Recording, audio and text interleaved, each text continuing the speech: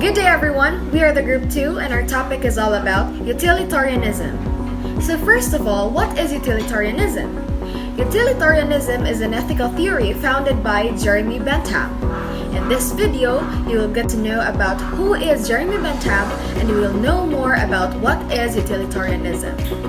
Utilitarianism is founded on the principle of utility, which adheres to the belief that an act is good or morally right if it promotes happiness, and bad or immoral if it produces pain.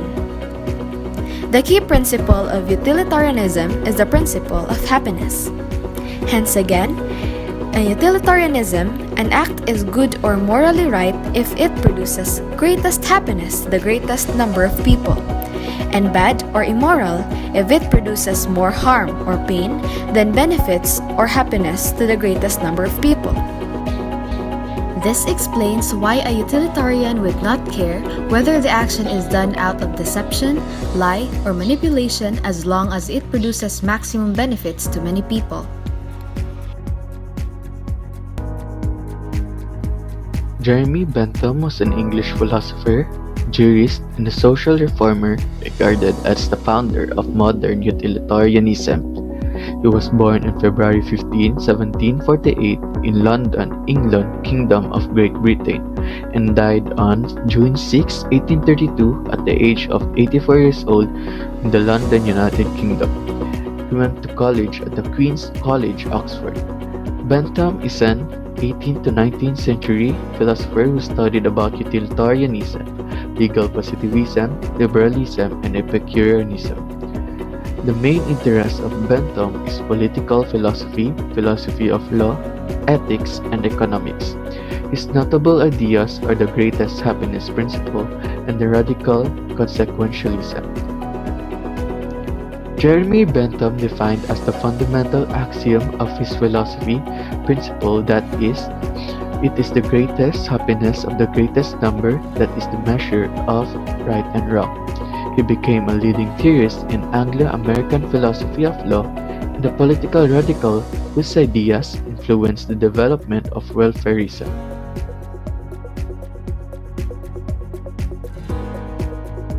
At this point, we will show two examples of utilitarianism. Example number 1. Imagine that Odong is an unemployed poor man in Lamit City. Although he has no money, his family still depends on him. His unemployed wife Ligo is sick and needs 100,000 pesos for treatment.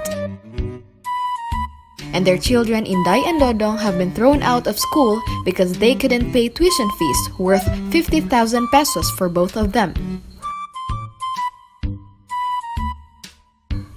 Odong has no source of income and he cannot get a loan. Even Madame Auring has refused to help him. From his perspective, there are only two alternatives. Either he pays by stealing or he does not. So one day, he went to Madame's place. He saw that Madame's bag was placed on the table. He got tempted and thought of stealing it when Madame turned away.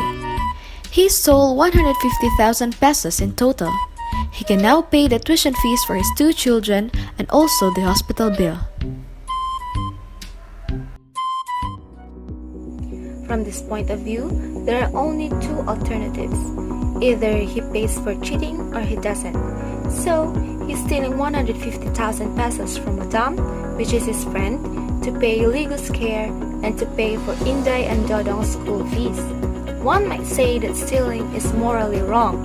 So, we're going to conclude that what Odong did, stealing from Madame, is morally incorrect. Utilitarianism, though, would say that Odong has done is morally right. Though utilitarians, stealing in itself is neither bad nor good. What makes it bad or good is the result it causes.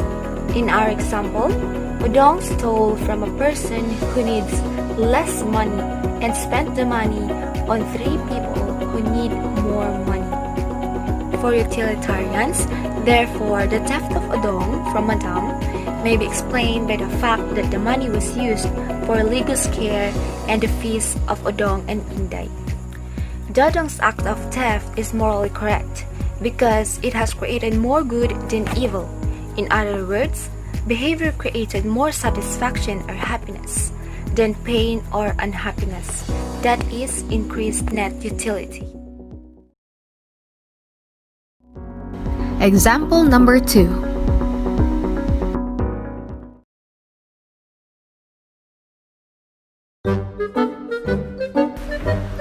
One day, Bossing saw his little sister Lods struggling from her online classes because she doesn't have any gadget to use. She can only borrow from her friend, Master. He doesn't want to see his sister struggling, so he decided to buy her a gadget. But he doesn't have the money to do so. A time came that Bossing left their house and then find a job, but he was dismayed. After how many minutes, an idea came into his mind that he should just steal any from a person that he sees in the crowd. Quickly, he moved and contacted a person where he is going to sell the gadget he stole. He then sells it to his friend and grab the money, then directly go to a store which he will buy a new phone for his sister. After he purchased a new phone from a store, he then surprised his little sister, and of course, his sister was full of joy.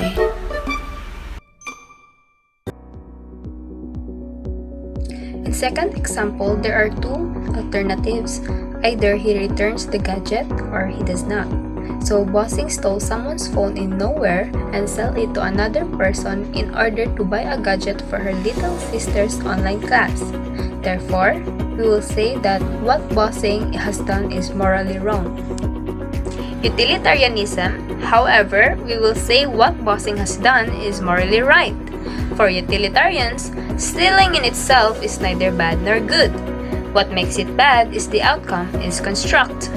In our example, Bossing stole the phone in nowhere and sell it to another person. Therefore, for utilitarians, Bossing stealing in nowhere and sell it to another person can be justified by the fact that the money was used for her little sister in which she needs it for her online class. Bossing's act of theft is morally correct because it produced more good than bad. In other words, the action constructs more pleasure or happiness than pain or unhappiness. That is, it is increased net utility. Thank you guys for watching, and we hope that all of you learned something.